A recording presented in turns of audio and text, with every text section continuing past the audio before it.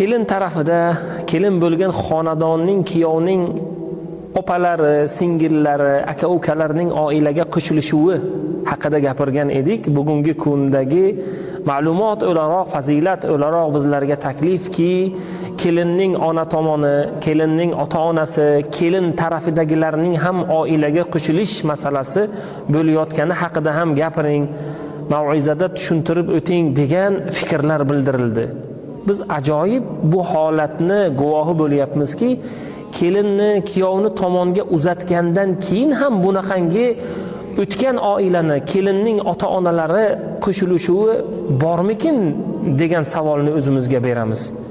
To'y bo'lgandan keyin, nikohiga bergandan keyin siz qo'shilib nima qilasiz? Ularning alohida ro'zg'ori, alohida oilasi bo'ladigan bo'lsa, eski oilani, ya'ni ota-onaning oilasi qo'shilishligining umuman haqqi yo'qligini, umuman Alloh taoloni fazilatidan noumid bo'lishligi, oila buzilishliklariga sabab bo'lishini biz bod aytishlikdan charchamaymiz.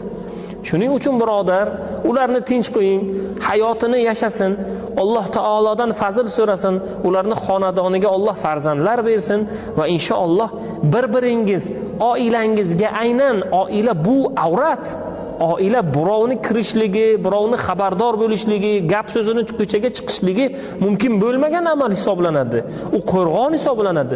Shuning uchun Alloh taolo Qur'onda marhamat qilib aytayapti, birodar, erkaklar ayollarga libos, ayollar esa erkaklarga libos deyapti. Libos nima? Libos bu avratni to'sib turadigan narsa va muhim narsa. Ayollar va erkaklarni bir-biriga avrat va libos bo'lishliklariga qo'yib berib, ularning oilalariga aralashmang. Alloh taolo fazilat bersin, nasihat bering, ularga aql o'rgatmang, ularni kamchiliklarini yoping, ularni ayblarini oshkor qilmang, ularni kechiring, rahmdil bo'ling. Alloh ularga fazilat bersinki, to'yinki oilalari farovon va rivoj topishligini Alloh nasib aylasin. Assalomu alaykum va rahmatullohi va barakatuh.